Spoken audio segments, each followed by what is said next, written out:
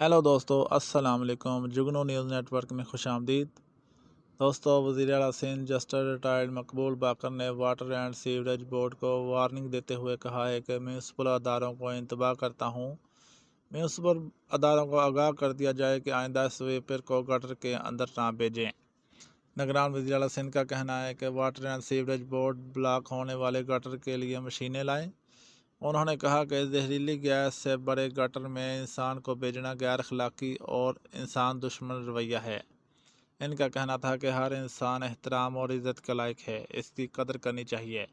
وزیر اعلیٰ نے کہا کہ وہ ادارے جو سویپر کو گٹر میں بھیجتے ہیں یہ کام بند کر دیں۔